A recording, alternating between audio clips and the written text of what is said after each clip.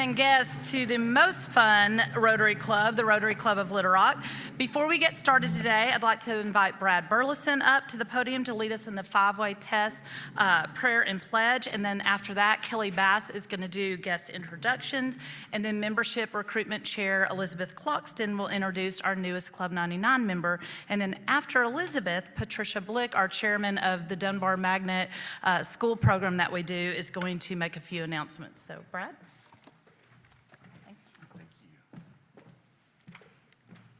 Please join me in the five-way test of the things we think, say, or do. Is it the truth?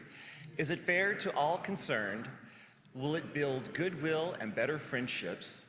Will it be beneficial to all concerned? Is it fun?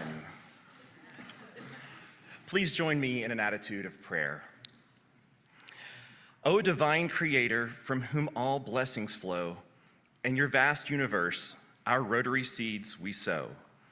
Guided by principles strong and clear, with service above self, we draw near. Bless every member, their spirit and drive. With the five-way test, we come alive. May it be the truth that lights our way. May fairness reign in what we say. May goodwill and friendship grow each day and have great fun in the work we display. Grant us the wisdom, the strength, and the grace to serve our world, every culture and race. May our actions ripple, our kindness extend, with unity and purpose, barriers we mend. In Rotary's embrace, together we pray for peace, understanding, and light on our way. With hearts interlinked and intentions so pure, in service and love, we forever endure. Amen. If you will, join me in the Pledge of Allegiance. I pledge allegiance to the flag of the United States of America and to the republic for which it stands, one nation, under God, indivisible, with liberty and justice for all.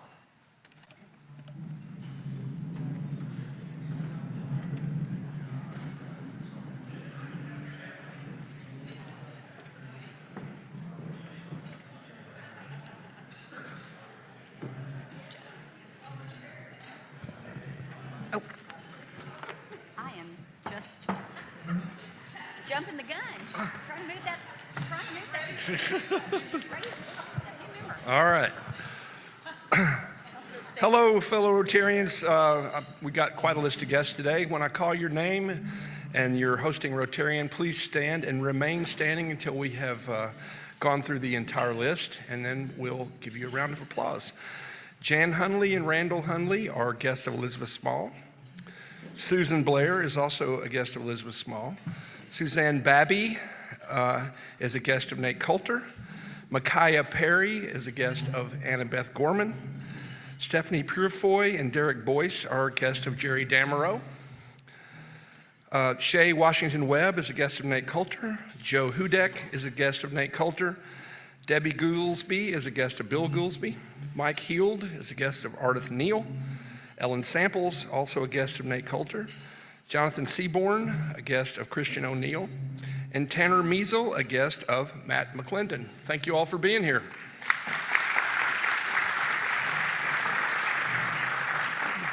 So I guess I was just so excited since our new member for last week was sick, and I was so excited that we had someone to announce today that I just totally jumped the gun. Sorry about that.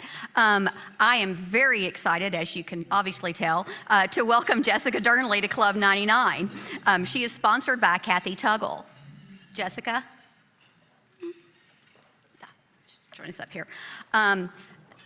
Jessica definitely makes the overachiever in all of us feel like we are slackers. Jessica is the CEO, co-founder, and principal broker of the Reinvented Flake & Company. She obtained her undergraduate degrees in cognitive psychology and creative writing from Carnegie Mellon University, a master's in business with focuses in finance and investment from the University of Miami, and a master's in accountancy from the Walton College of Business. She is also currently in a master's of finance program, real estate, from Johns Hopkins University for her third master's degree. She is a chartered financial analyst, a CPA, and a certified commercial investment manager. She holds principal or managing broker licenses in Arkansas, Oklahoma, Missouri, and Texas. She serves on the board of the Little Rock Tech Park and the membership committee of 50 for the Future. Jessica has been in both the Arkansas Business 40 Under 40 and Top 10 Women in Business. Her passion is in education with an emphasis on girls as future leaders in STEM careers. Jessica has 2 daughters in college and a son at Pulaski Academy. For fun, she enjoys adventure skiing, powerlifting, and watching her daughters cheer and her son play football, something very near and dear to my heart. Please join me in welcoming Jessica Durnley to Club 99.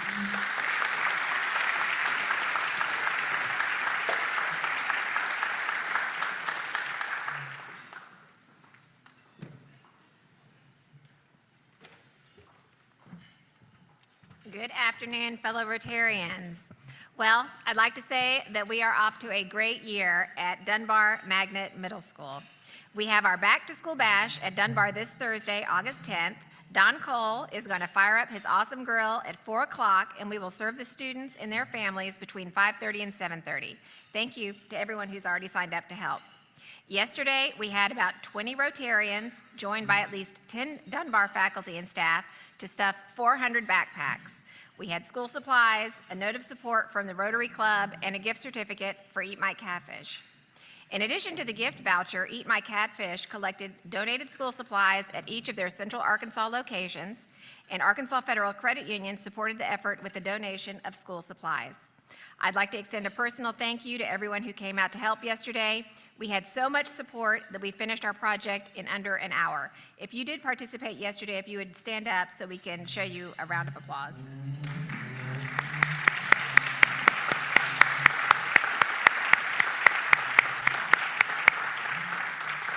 Thank you all very much. Finally, we would like to also thank the team of Rotarians who prepped the lockers for painting earlier this summer.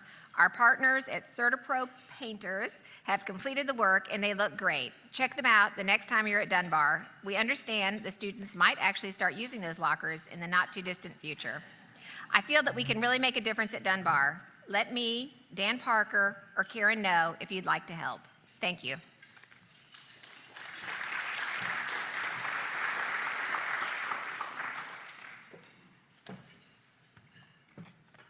All right, thank you so much, Patricia, and thank you to all of the volunteers that came out yesterday and helped stuff those backpacks, and we hope to see a lot of you on Thursday when we're giving them out, and you can see the kids and how excited those kids and families are going to be to get those and enjoy some of Don Cole's awesome cooking, so thank you. And Jessica, welcome to Club 99. So glad you're here. I know you're going to be an awesome member, so excited to have you. All right, so for those visiting today, or maybe new to Club 99, this year's theme is the power of fun. And so each week I give a tip on having fun in your life and more joyous moments in your lives. So today I want to talk to you about, I recently read a blog post from Tiny Buddha, and it gave some great tips on quieting the mind so that you can experience true fun. And so a good example of this is my past 3 days.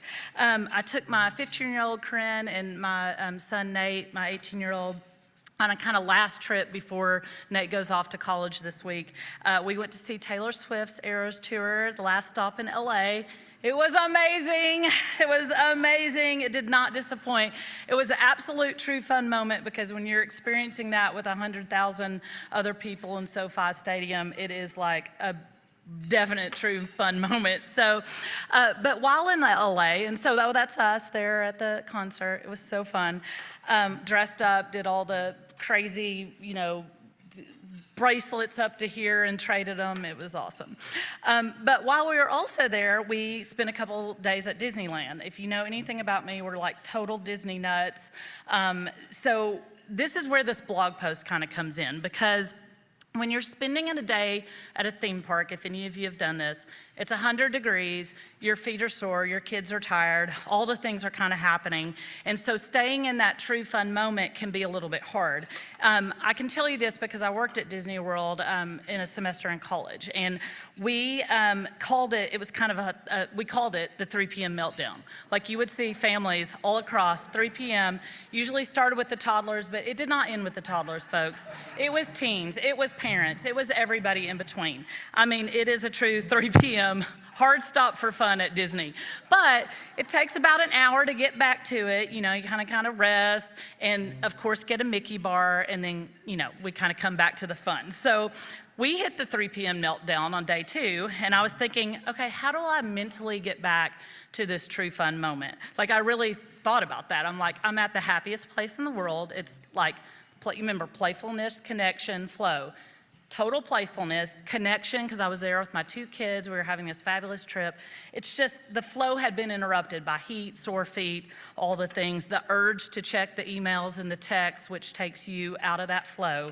So the creator for the True Buddha blog post that I was talking about, she suggests that we need to practice this mental quiet on a daily basis for us to train our brain to focus and get back to the fun. And like we discussed last week, kind of get out of that distraction, right? So her 3 tips include 1, practice mental quiet. It's training our brain each day to slow down. This is what meditation, yoga, a lot of people love to go out in nature and do this and have quiet time in nature. It's really, you know, we should practice that every day to train up our brain so that it's more easily able to switch to focused fun moments. 2, incorporate things you enjoy into your day and practice mental quiet while you experience them. So sometimes we get caught up in the day-to-day that we forget to take that moment each day to have joy. And then when we do find pockets of time to do something we love, we're oftentimes not there mentally, right? We're thinking about all the other things that need to get done, all the things in life. So the best way to beat this is to commit to doing something every day that we love at least a little bit, and when we're doing them, really observe our thoughts around that. And then 3, her tip here was find things to enjoy in the things you don't and practice mental quiet while you experience them. So her example is if you're waiting in the doctor's office for 30 minutes, the doctor's late, you're getting super irritated, your mind's going into a negative space about that.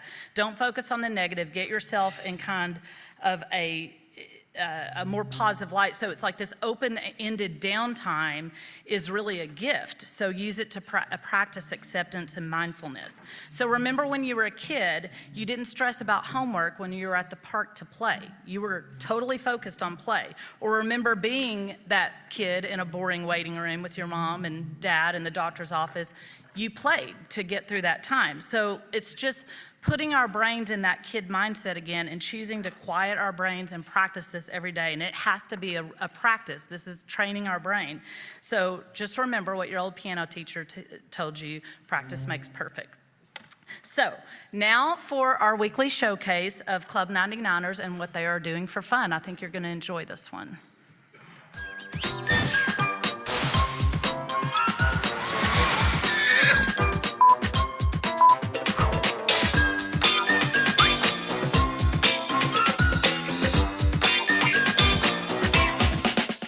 Hi, I'm Nate Coulter, the Executive Director of the Central Arkansas Library System, and I want to thank Natalie for giving me this opportunity to think about what I consider to be fun and what I do for fun. I really like to do things that create some sort of sense of energy or inspire me, like running on a gorgeous fall day when the temperature is just right.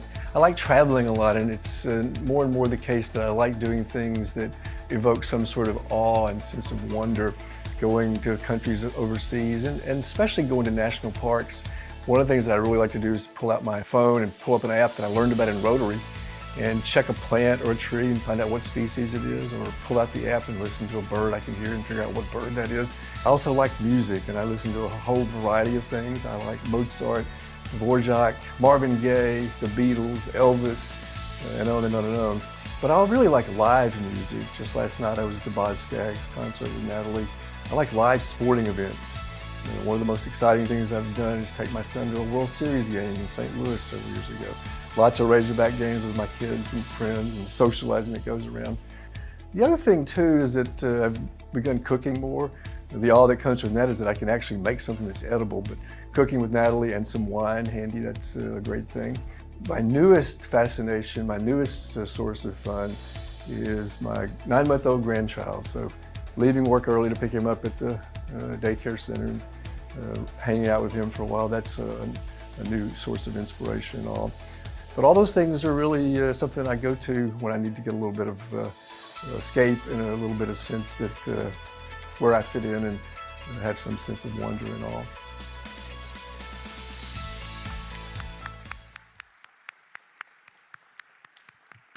Thank you, Nate. I love that. I love that you talked about awe and wonder and what that does for you. So hope you guys are inspired by that as I was. So now I'd like to invite Club 99er Mason Ellis to the stage to introduce our amazing, fabulous program today. So super excited about it. Mason?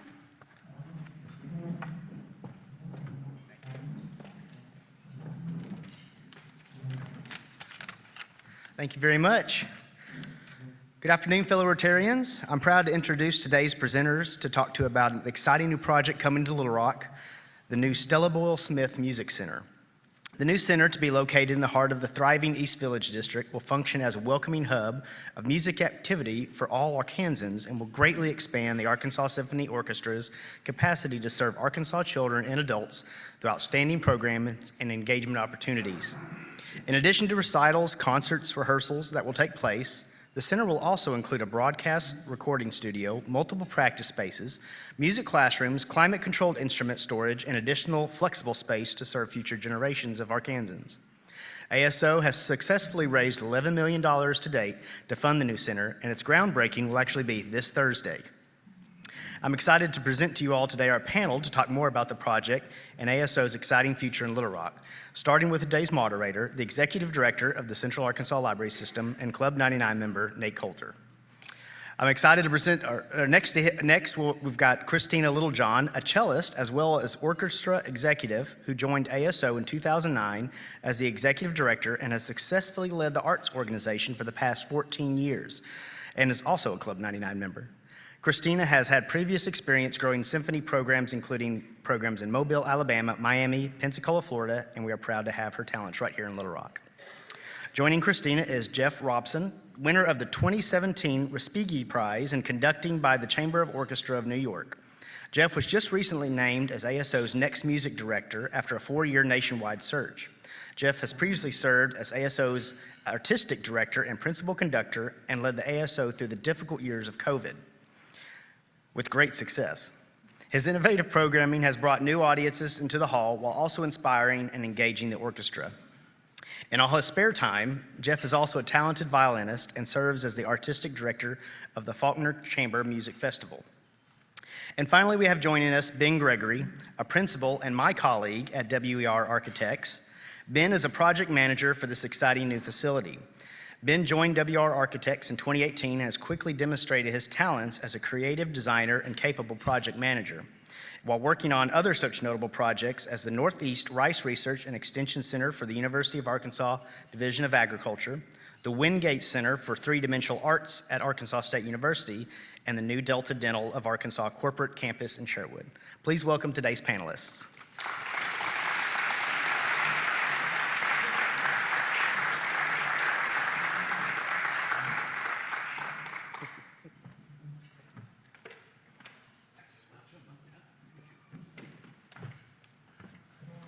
Thank you so much. It's such a pleasure to be here, and what an exciting week as we break ground just practically within sight of here in the new music center. But we're going to kick off before we have our discussion, we're going to kick off with a little performance. These are students who are all members of the Arkansas Symphony Orchestra Youth Ensembles program, and it just so happens that they all just completed the course at the Faulkner Chamber Music Festival as well, where they spent 10 days very intensively working together and perfecting the art and love of playing chamber music in small ensembles. So I'd just like to introduce them very briefly, and then they're going to play a movement from the Mozart's Horn Quintet.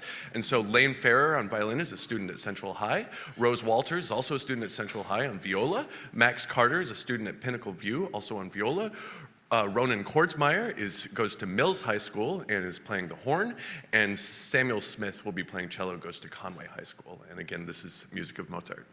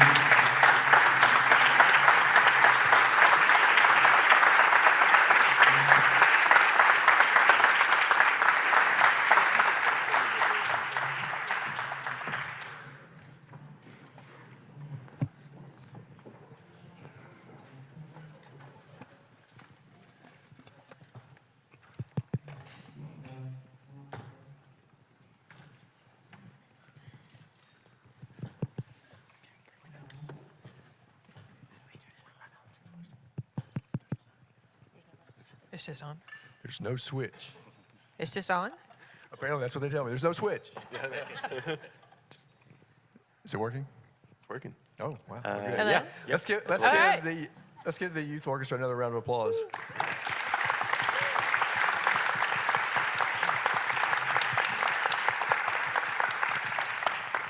And while I've got this audience, we had 3 of your youth orchestra alums last Thursday afternoon at the library who were playing in the teen center and had we had a flutist, or is it a flautist? And we had, Oh, nice. Yeah. and they were wonderful. And the crowd was small at first, but kids started gathering. It's the way music has the capacity to draw people. So it was wonderful. Thank you for doing that.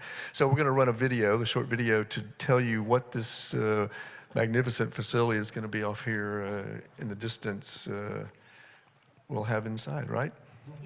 This is what's going to happen Hey inside. friends, I'm here at the Arkansas Symphony Orchestra's Summer Strings Camp, where kids of all ages come to play violins, violas, cellos, and harps.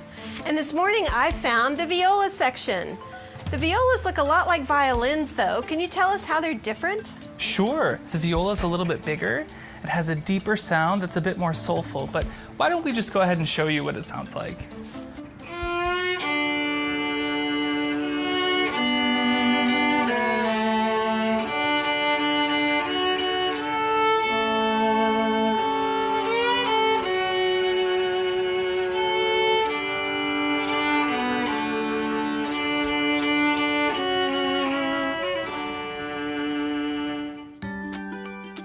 Hey friends, look who I found. It's Catherine Williamson, director of the Arkansas Symphony Orchestra String Academy.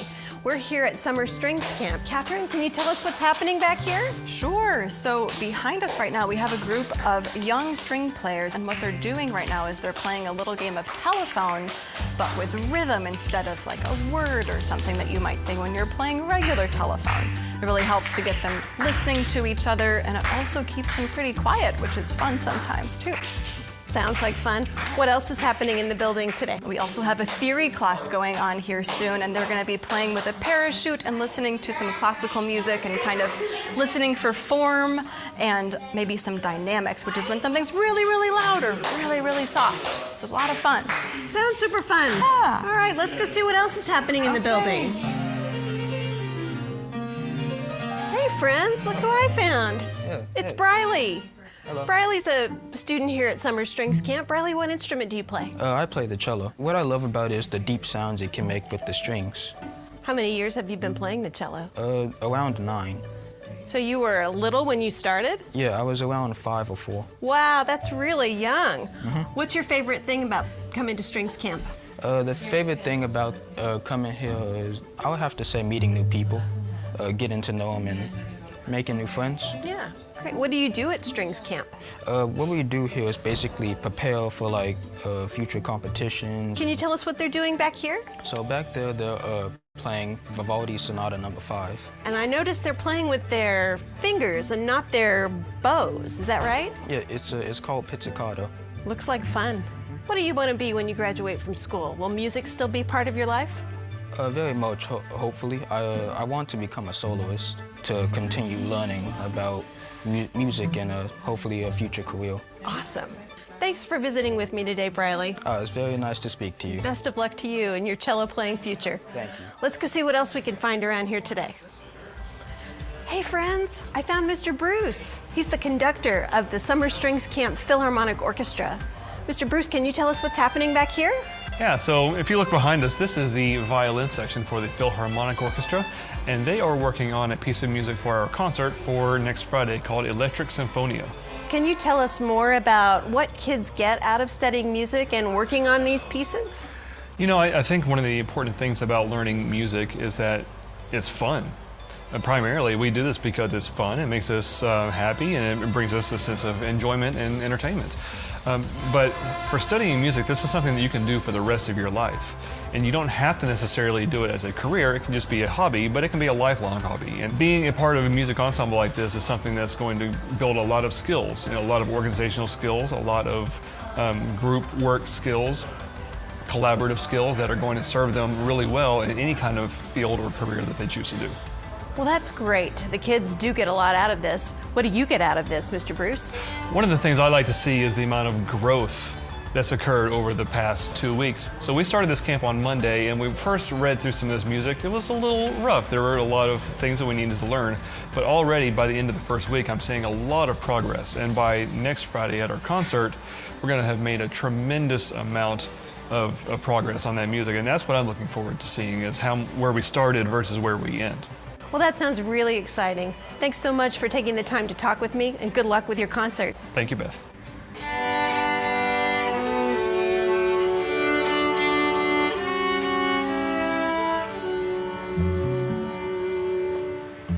Well, that's a wrap, friends. Thanks for joining us here at Summer Strings Camp.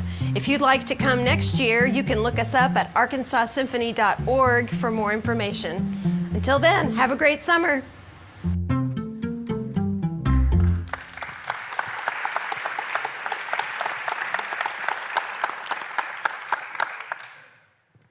So let me first thank all of you for being here and the hard work you've put into this. And you're going to have the groundbreaking on Thursday at 10, right? Yes. Right out here. Right out here at our new headquarters.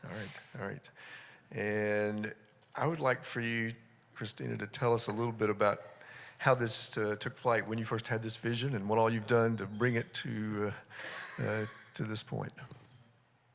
Wow. Okay. So I was thinking about this, and so the short version is probably a golf game. But I'm going to give you the long version instead. Well, so, yeah, we'll go with the long version.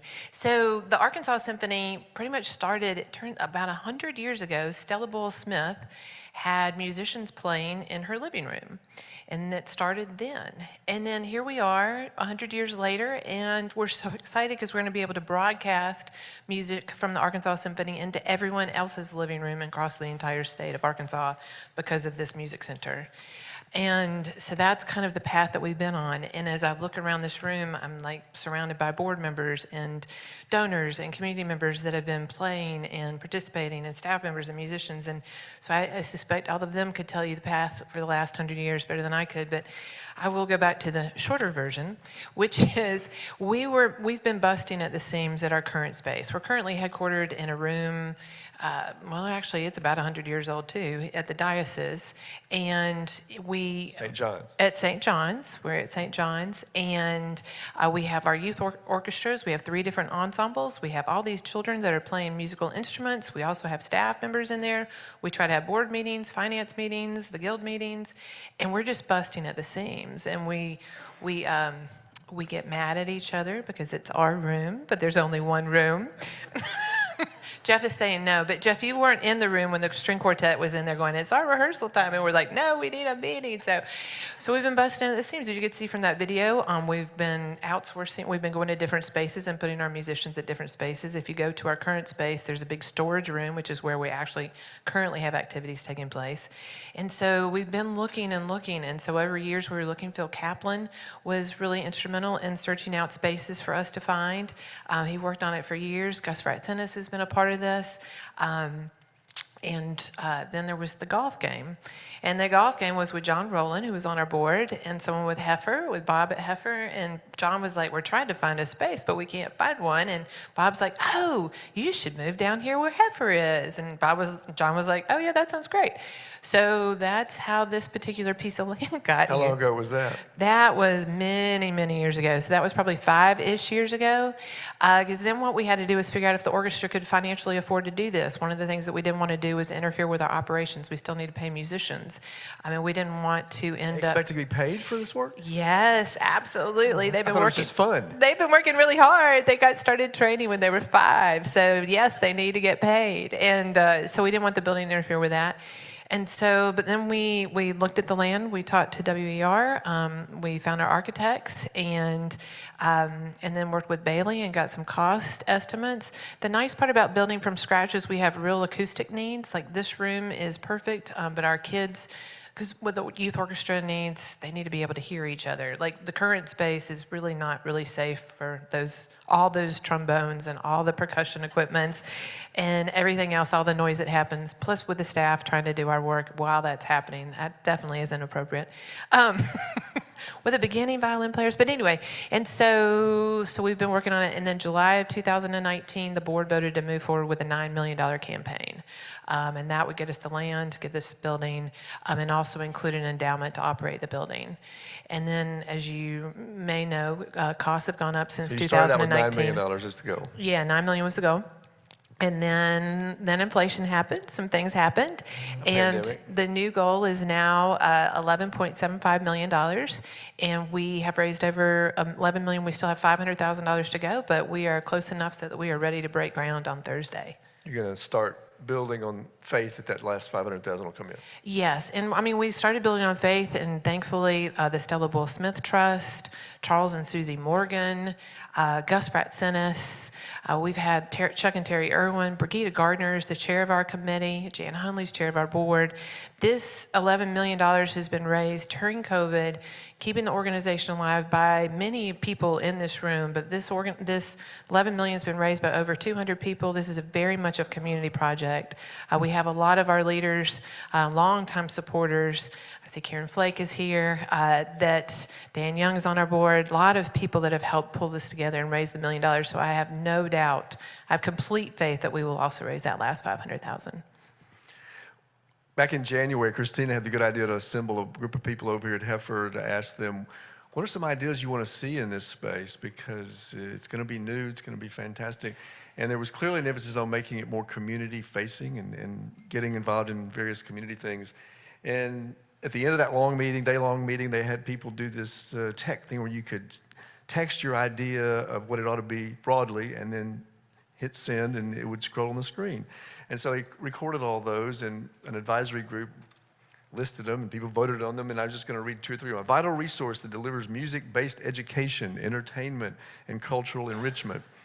To be a hub for education for all ages, audience, community enrichment, and artistic excellence through music.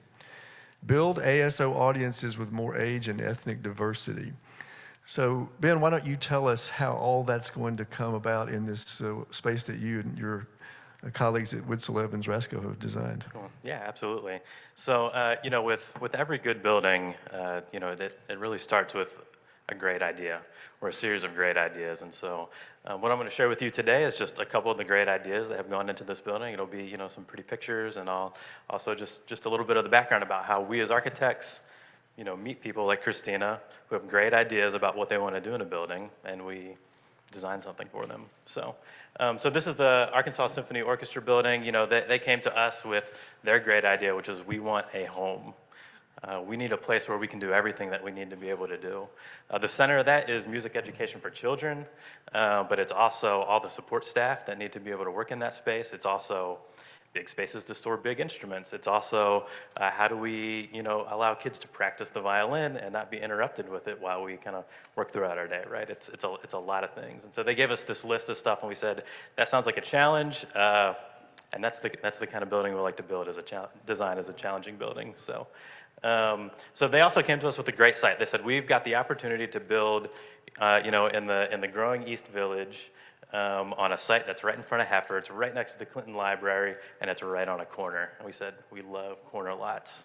They provide a lot of visibility. They provide a lot of ability for people to see kind of what's going on as people kind of pass back and forth across them. And so let's orient people in the room. If you walked out the front of the building here, down the sidewalk. Yeah, so we're right here at the kind of southern end of the Clinton Library there. This is the river.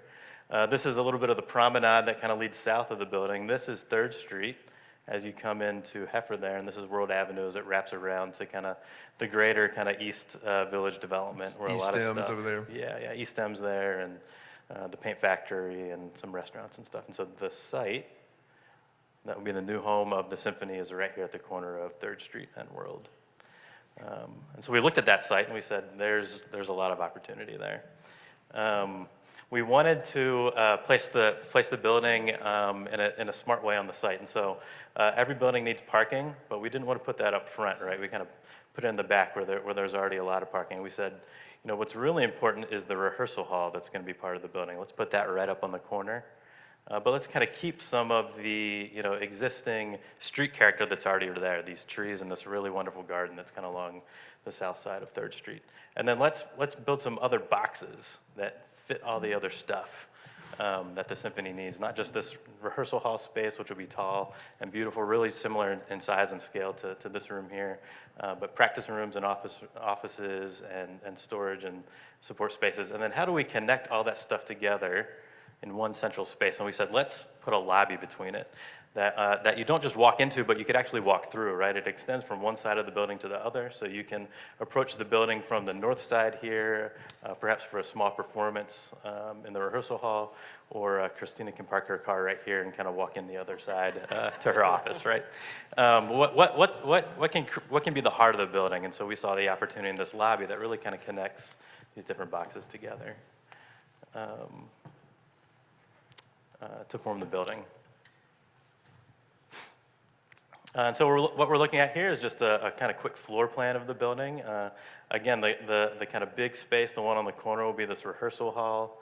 Kind of below that will be some storage for instruments and also a little loading dock, right, which will provide support not only for performances in this space, but as the symphony serves the rest of the state to be able to send them out from this place, right? And then kind of on the there we go. On the east side of the building here, a series of practice spaces. This is really kind of the education suite with group practice rooms and individual practice rooms, offices, conference space, kind of break room and a music library on the east side there. And then the central lobby, which is really the heart of the building, and it connects all these pieces together, right? We've got a south entry and a north entry. There'll be a broadcast studio, which will have a window from the lobby, and then we'll kind of connect to the rehearsal hall, to the education suite and offices. So what does this look like? Well, I'll show you. So this is the lobby space. So this is that kind of central space. On the left-hand side will be the entry to the rehearsal hall. On the right-hand side, the entry to the education suite. And we came up with a palette of materials that we thought, number one, would be really simple and consistent throughout all these different uses and different stuff that's going on in the building. It's really dense. But also kind of evoke some idea of music. So we've got this kind of wood which runs throughout the building in the form of some slats that really kind of mark where the musical spaces are. It's going to be a wood that, also evokes kind of the instrument bodies of, violins and stringed instruments. And also has a rhythm to it, right? And then on the east side of the building, we've got practice rooms. So really spaces that are designed to have music played in them, unlike what they currently have. That'll really be kind of musically sound insulated. Office space where they'll be able to kind of have meetings in conference rooms. And support all the stuff that needs to really make the symphony tick. And then lastly, the kind of hallmark kind of space in the building is the rehearsal hall. And this will be a space that not only allows students to kind of perform their pieces there, but it'll be a space for the whole symphony to practice and rehearse. It'll be a place to host events, and so, placing it at the corner, we thought, how can we design this part of the building to really be evocative, to be eye-catching, and to also allow people walking by a glimpse into what happens inside of this building. And so we started with the concept of a curtain. And as architects, we kind of start with these ideas. We like the curtain because it evokes some idea of performance. It's something that you see in a lot of these kinds of spaces. And how do we really kind of externalize that in our building? But we can't put fabric on a building, so we've got to make a geometry for our building. And so we said, can we take something like paper and kind of fold it in the way that origami might work to create a pattern that kind of looks like a curtain, and then can we put slits in that so that you can actually have windows that look into the space as if the curtain's kind of opening up a little bit so you can see what's going on inside. And so that's how we kind of ended up with the exterior of this building. It's kind of a curtain that opens up to these tall panels of glass that allow glimpses kind of from the street inside of the building to the performances and all the things that are really kind of the life of this building. At nighttime, when there might be a performance, it'll really kind of be lit up. So you can see in there. So, and then on the inside of that space, it'll be a tall space. It's got to be multifunctional to allow for not only rehearsals, but also performances, and also, potentially little, luncheons and dinners like this.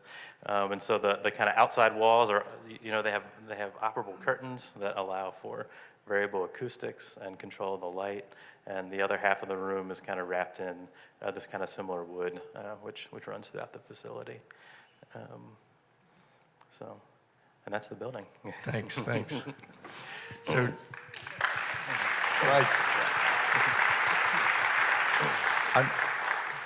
I'm glad you told me what I'm supposed to see there. Now can't miss it. It is curtains and windows. So thanks for that. Jeff, let me ask you a couple of things. First, let me congratulate you on being named the music director for the ASO after a 4-year search. Thank you. And let's hope it's not as hot Thursday as it was the day that we announced you're being named music director. So I want you to, Jeff, tell us why this is good for the professional musicians and why that's important for the symphony, but also go a little bit outside of why this is important to not just fans of symphonic or classical music, but why it's so much more than that. Because I've heard you, Christina, and I've heard people like Catherine, who was in the video, talk about why it's important for this to be a presence for all types of music in Arkansas. Yeah, absolutely. And I think I'll pick up right from something that Christina said, which was that this music center is a facility that was made possible by the community, and it exists for the community. And we aim to be just the most visible, the most accessible center for the making and teaching and performance of music that you could possibly imagine. And we think that that is not limited to the music that we play specifically on stage at Robinson or anywhere else around the state.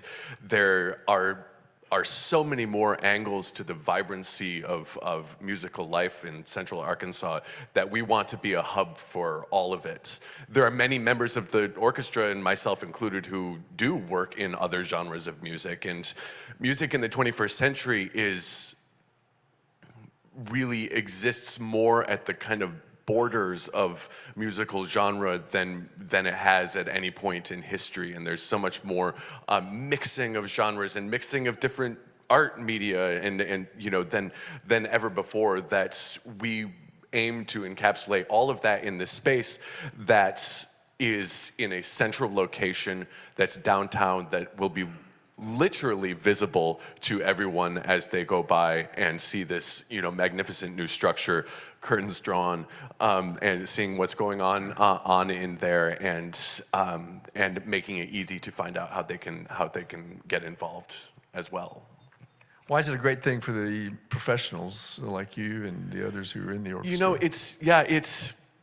It is hugely important because facilities are important, and any academic institution can certainly, attest to that, and sports institutions, and no matter what you do, no matter what you're doing or what you're studying or what you're performing or what you're training other people in, having having a space to do it that is adequate, not just adequate, but state of the art, and we would have settled for adequate 10 years ago, you know, but now, you know, having something that we're so incredibly proud of, that the entire community can be proud of, that reflects the importance that music holds in our entire community's existence and fabric of our cultural lives, that it inspires the professionals who, you know, work in these spaces to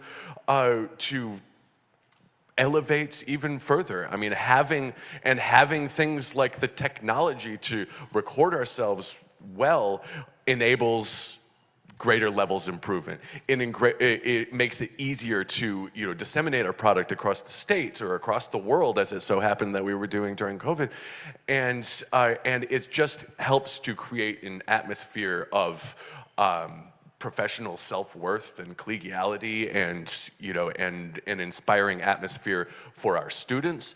It is a boon. It will be a boon for our recruitment, not just for students, but also for recruiting professional musicians to come work and live in Central Arkansas, which is a chief aim of opening this facility. And so it's very important, I think, to all of us. Well, as those of us who enjoy all that you do and the excellence, the level of excellence that it achieves, we're overdue to have a facility that's worthy of the individuals who are in that orchestra and the youth and all the others who work behind the scenes.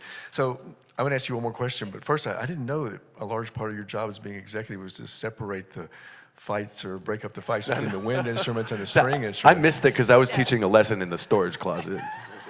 Yeah. So maybe you'll spend less time refereeing the musicians' struggles and more time in other endeavors. But one of the things I noted was the broadcast studio, and tell us a little bit about the kinds of things you've envisioned that would enable the production of in-house content that could then be shared around the community in any way that you think of. Okay, thank you. Yes, we're super excited about the broadcast studio. One of the other reasons why it increased in price was during COVID, we realized that we could reach a whole lot more people and that having a broadcast and streaming studio was really important. During COVID, we kind of converted our current space into that, and then after COVID, we had to shut it down. But like Jeff alluded to, we had programs that were seen by people from over 1 million people from 30 different countries from around the world. Bedtime with Bach, is that what it was? Bedtime with Bach, yes. And then we also were able to record and stream our children's concerts. And so normally we would do a children's concert at Robinson, and that would have about 2,000 kids there. During COVID, we did the concert, we recorded it, and then broadcast it. We had 26,000 children from across our state be able to watch it for that because we had produced it that way. And so it was important for us to get that into this music center because we're like, oh gosh, there's a real need for this. And so that's what we've added. And one of our goals with the music center, again, is to be a radically welcoming hub of musical activity for all our Kansans. And so we really want to be a community resource. We've talked to you, Nate, about the possibility of doing some programs that would go. I remember that. It's amazing. We've got Todd and Nate about doing some programs at the libraries for the after-school sites at the different libraries, and so we'll be able to do some music education programs in our home and be able to broadcast them to the libraries. We've also talked to Darius Nelson at St. Mark's Baptist, and he's talking about bringing his children to our space after school so that his children can learn music in our building. We're hopeful that, again, through the libraries and the different places, are also nursing homes, different spaces where people can't get to us. One example is I had a tour several months ago of the Salvation Army. One of the things they do, and they're proud of, is they send unsheltered kids to a summer music camp somewhere. And I suggested that when this was open, this might be an opportunity for some of those kids. One last question. I said one last. I have one more. Let's not understate or underemphasize the social utilization of this project. A lot of good ideas about having casual open houses and happy hours. My favorite one that was suggested at that day-long session was Merlot and Mozart or something like that. There was so much wine brought up that day. Yes, and then somebody was like, "Oh, we could make cheese." I'm like, "No, we're not necessarily going to make cheese, but that we can definitely have wine." There's a catering kitchen in here, and we're super excited that we'll be able to. I think people want to know more about our musicians, and this will give us a space where we'll be able to have quartets or ensembles perform, and then have wine with it, or after-hour party, or during brown bag, or oh gosh, there were so many, like the brunch idea, brunch of musicians, and so it will be really easy for Day us. camps, music day camps for all ages. Yes, music. Terry Rasco could lead one on the piano. Yes, well, we have a community orchestra of amateur musicians, and they are part of the ASO family. We have at least one member of the community orchestra here today, Randall Hunley, and they'll be performing in our space and rehearsing there. So we do, and then our goal is to grow maybe a children's choir or an intergenerational choir. We feel that there's a lot of opportunities for social building communities in the space. So serving the community, building communities, but really being a resource for joy and happiness. With that, we'll open to questions if we have time for any.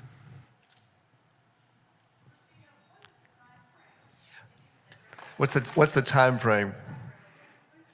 Yeah, okay. How soon can we have those parties? Okay, how soon can we have this party? Soon. So the groundbreaking is Thursday, and I do want to go ahead and invite you guys, if you are available, to be here this Thursday, and it's at our space, so we'll start there. But again, with the idea of music being anchored in our community, that we'll have bagpipers from Lyon College to get us started. Then we'll play music at the site, and then then we'll have a drum line here in this building. We're so excited. 5 South from Mountain View is going to come and play bluegrass for us for the reception afterwards. And so then I think I've seen an email that says Bailey wants to start building on Friday. So I think that Bailey's breaking ground very soon. Bailey Construction is our builders, and they'll be breaking ground very soon, maybe even Friday, but definitely by Monday. And they're telling me somewhere between 10, 11, and 12 months. So I'm hopeful, in theory, we can have that summer streams camp in our new building next year. If not, we definitely anticipate doing some kind of official groundbreaking by September of next year. 24. September 24. Kelly? Is there seating in the rehearsal space? Yeah, so the rehearsal space will be very similar to this space, and so it'll have movable chairs that can be set up for the whole orchestra to be able to practice in there, hence the name rehearsal space, or for the youth orchestra practice in there, but also be able to be set up for smaller performances, for smaller ensembles, or the kind of smaller setup for the whole youth orchestra to perform in there. Yeah. Yes, Patricia.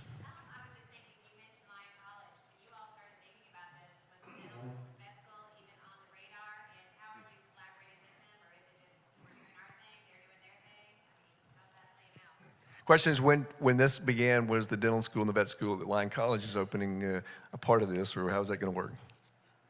The answer is no, they were not, but we are very excited. Like, we've been involved, we've known about it. I was told before, I saw it in a press release, so that was positive. But yes, we've been talking to them and working with them. We're hopeful. Yes, we're real excited, actually. We've been meeting with Merritt Dyke a lot about the possibilities of kind of thinking it through in terms of a campus and different things that might be available that we can share. And really neighborhood-wide, too. I mean, I think there's so much happening over here in this part of town, and that will continue to come in, and we're looking forward to having lots of new partners. My friend Rex Nelson and I were texting over the weekend, and he thinks there's about $250 million if you add up the Museum of Fine Arts, what you guys have raised and are about to spend, the public library's public investment of $30 million, the Wingate Art Space. There are a number of things down here that really suggest that people are robust about the arts and these kinds of amenities in Central Arkansas. So that's a great note to end on. It's positive, and you guys are going to help lead the way in all this regrowth and revitalization of downtown Little Rock. Pleasure to be part of it. Thank you. Thank you.